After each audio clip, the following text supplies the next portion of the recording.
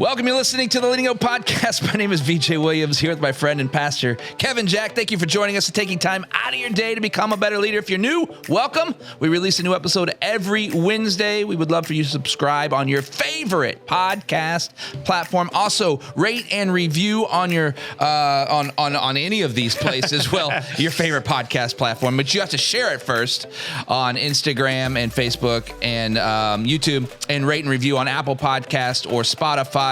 Won't believe how that helps get this podcast in the hands of so many more leaders like you trying to get better like us. And visit leadinghope.online to get updates, find out more about the Leading Hope community. Kevin, we are going to continue our little mini-series. This is episode 239. You've titled this Habits of Self-Awareness. Yeah. The habits. So last week, we talked about the one thing that can't become unbalanced. Yep. As non-balanced people, saying that like your awareness of the impact of your presence, your decisions, your actions, and your behaviors can never be significantly different or significantly unbalanced from other people's awareness of your habits, decisions, whatever else you want to throw in there. Yep. That when you do that, it's going to slow you down. You're going to make messes you aren't aware of, and eventually you'll lose your leadership because people get tired of that. That just drains on people over time. Yep. So today, I want to talk about the habits that bring self-awareness. Okay. The habits that help you gain that understanding of, and we made it like real simple because it was great. You drove us in the discussion. I'm like, so what is that? What are we talking about? Like, self-awareness is, I know how you view me. Yeah. Yeah. I know the narrative that is created in your head when I make certain decisions, perform certain actions. Yeah. Doesn't mean that I always go, well, I'm going to do what you like, because that's people pleasing. It's not leadership. Yeah. But self-awareness is always aware to the level that it needs to be. And you said we need to cultivate a discipline of self-awareness. Yeah, there we go. Yeah. That self-awareness isn't a gift. Yeah. It's a discipline. It's great. So I just want to make this like, there's a whole bunch of stuff we could have thrown in this, but I want to make it really simple. And I just want to give people two broad categories. So, because my hope is not that everybody's ready to write like a white paper or a dissertation on self-awareness. My hope and the purpose of this podcast is that people actually implement and act on these things. And so I just want to give you two really simple categories to look at to cultivate your own level of self-awareness. It's great. Cool. So the categories are real simple. First one is read the room. Second one is ask the room. It's great. Ask. I don't know if I enunciated that clearly enough, because I heard ask. Cool. Good. Because that's what I said. That's exactly what you meant to say. So first one, just like really simply, read the room. Yeah. Whenever you enter the room, how do people change? Are you welcomed? Are you ignored? Do things get silent? Like when you walk into the room, how is it different? When you speak in a meeting, do people give you eye contact? Do they immediately look down? Do they immediately pull out their phone and start doing something else? Like, what is the impact of your presence? And one of the things that I find is people get frustrated by how others respond to them, but they don't ever like change their actions. So now that the response is different. Yeah. Does that make sense? So yeah, of course. Or ask why.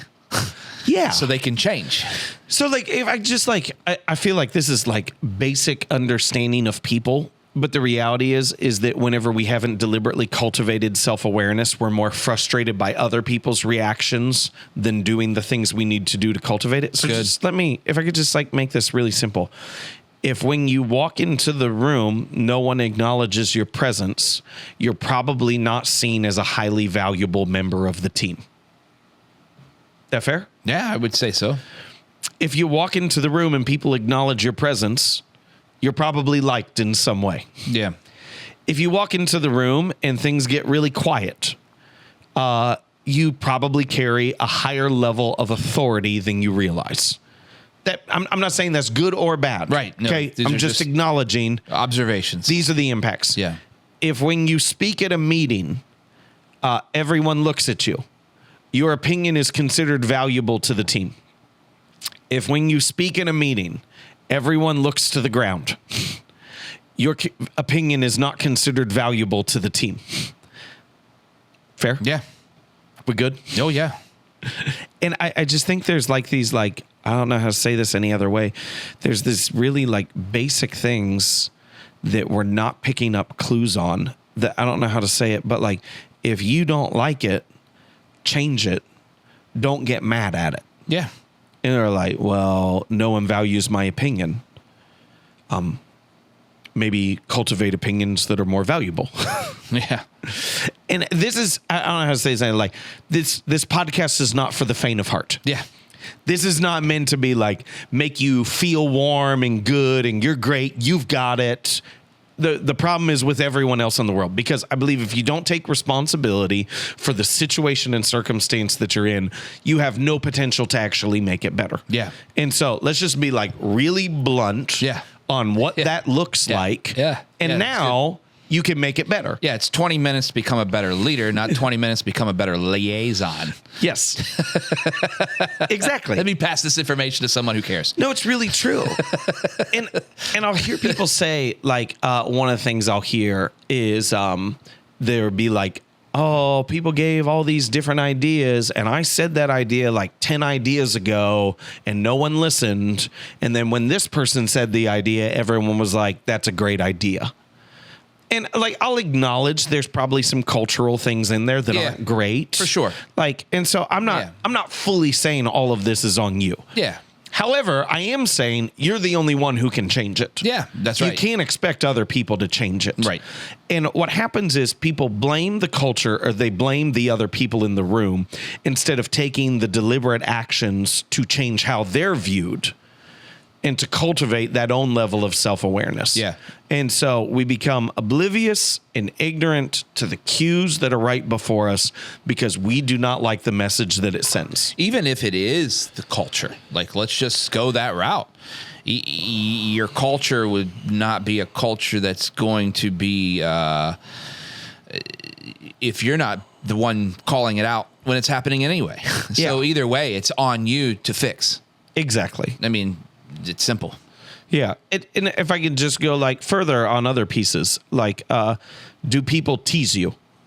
Yeah. Like, are people willing to not call out your errors? Yeah. Because if they're unwilling to tease you and joke with you, then they're definitely unwilling to call out your errors. So let's just put this as the baby step. Yeah. If they're not, you take yourself too seriously. And you're unapproachable and no one wants to be around you anyway. Exactly.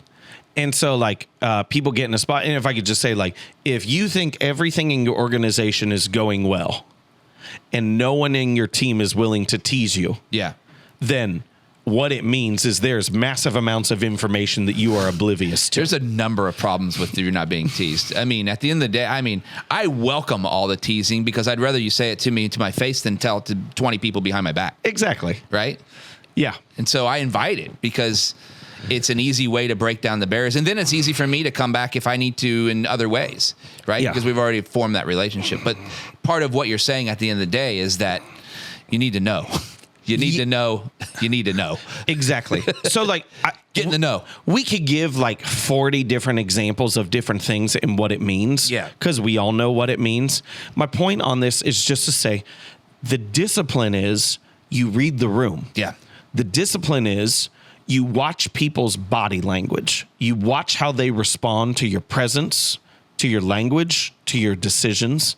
And when you watch that, you don't formulate it into the best narrative you possibly can. It's like, well, I made this decision and no one disagreed because I always make awesome decisions. Like, no, the far more likely narrative is no one disagreed because everyone's afraid of disagreeing with you because you're just going to do what you want anyway. Yeah, that's good. And so to say it as cultivate the discipline of read the room and interpret the reactions in the most likely scenario possible, not the best scenario for you personally. That's great. Good. Yeah. Are there opportunities? So when you're talking about self-awareness, because that's what you're talking about here, those habits. How do you? Some people don't like. Here's an example. Someone standing in the middle of just you're walking, right? Yep. There's people walking this way, and there's people coming the opposite way, just like traffic patterns, right? Yep. And someone's not. That's the biggest self-awareness thing for me. Is like, is an easy way to describe it. They're just standing there, completely oblivious to what's happening. Or it's like we're going to have a circle conversation. There's like 4 of us having, or 5 of us having a conversation. Yeah. And one person just closes off the circle and starts talking directly to one person. But that person, they're obviously not self-aware. And I don't know how far you want to get into this, but I think it's important because sometimes you can't fix something that you don't know that's happening. Correct. What's causing them to be that unaware of their surroundings? I honestly believe, and I don't have full psychological data to back this up. Yeah. But I really do think it's a discipline that has to be cultivated. And so I wouldn't say like to that person, I would just go moves outside. I like that. Just joking. I mean, outside of certain, like there are diagnoses. Okay. Where people really don't have that. Okay. But they still give them tools. Okay. Like no one just goes like, well, you're completely unself-aware because you're diagnosed with this, this, and this. Yeah. So sucks to be you. Like, yeah. Right. It's like, so here's the things you have to do. So I would say even the person who has that level of less obliviousness. about how you got there, more about this is how you fix it. Exactly. Okay. But then the other side of that is then the most important piece. So sorry. To read the room is the ongoing. But I think you do need times in which you ask the room.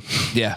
And I believe that this is the quickest way to gain self-awareness. Yeah. And so this would be honestly my encouragement for everyone who's listening to this podcast, no matter where you are. This is your action step. Start here. Yeah. I think that, and I'm like, hear me as 100%. I'm just in the back of my head. I'm laughing a little bit about the person standing in the middle of the traffic going, they're not going to ask me. Correct. They don't know. Correct. It's like, and it's just that, sometimes maybe it's a good leader will go up and say, hey, are you okay? Yeah. What can I do to help you understand your surroundings? Yeah. So let me, I want to jump into the ask a room in just a second, but I do want to say this is like, I've tried to help many people who don't feel respected by their team. Okay. And the problem is when they don't feel respected by their team, their response is to blame their team instead of doing the things they need to do to gain respect. Yeah. It's just like, I don't feel respected. And so then they talk more. Yeah. And they try to get in front more. And it's like, I don't feel confident because I don't have the position. That's good. And so I'm going to try to step more into the spotlight. It's like, that's the opposite. Yeah. That's what is frustrating people to begin with. Good. Good. That's really good. So second piece on this, ask the room. Quickest way to gain self-awareness. Yeah. There's 1,000 different ways you could do this. We simulate this within our team from time to time when we do high conflict culture day, and teams implement it also throughout the year, in which we make everyone answer for every person on the team. What is one thing we need you to keep doing that would greatly benefit the team? And what is one thing, if changed, would lead to better success on the team? Yep. Okay, so that's one way we do it. Yep. If I could just give, I think, the best question, which we've talked about before, question originally comes from Jeff Henderson. We did not create it, is what's it like to be on the other side of me? Yeah, this is my favorite question. One of the hardest questions to ask, too. Ask your coworkers. Yeah. Ask your boss. If you have courage, ask your significant other, your spouse, whoever that is. Yeah. Like, ask them, Yep. what's it like to be on the other side of me? Yeah. Yeah. And I think that's about as powerful as it gets. Now, I want to give this important piece. Just doing that is actually worth nothing. You have to do it correctly. And so I want to just outline real quickly what it looks like to do that correctly. Great. Ready? This is not complicated. All right, here we go. So You ask the question, and then you don't argue with the response. Yeah. And then you implement what they encourage you to do. There it is. Yeah. Why do people struggle with the second part of that?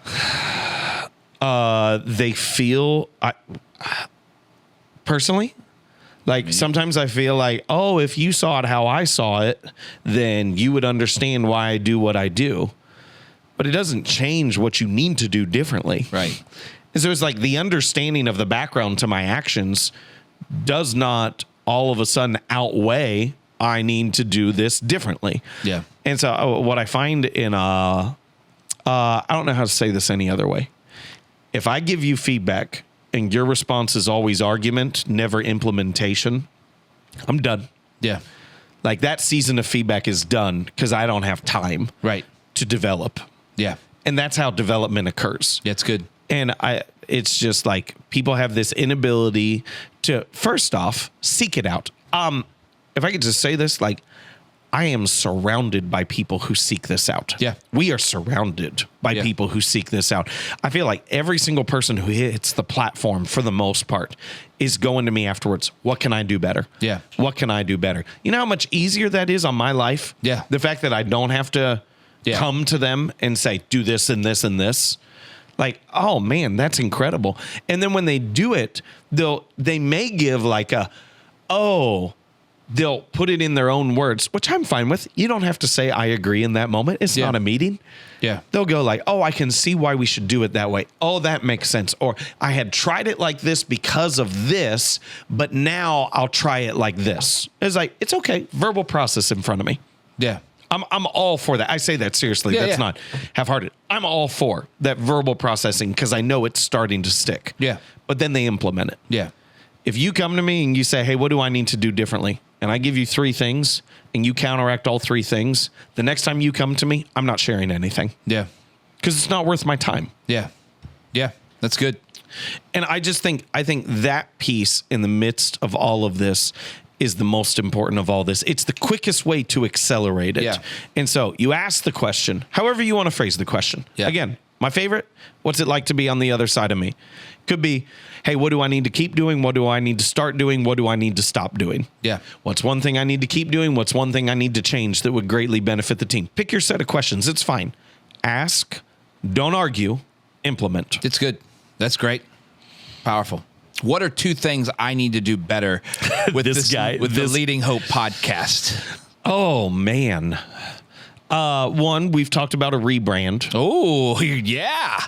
Because it didn't fit when the name of the church was different, and our desire was always that it would be aligned with the culture of the church and then available to anyone outside the organization, which is like a significant part of our listener base. Yes. I'm not good at rebrands. I'm good at the cultivation of the like ideas, but it's different with this than it is church name. Yeah.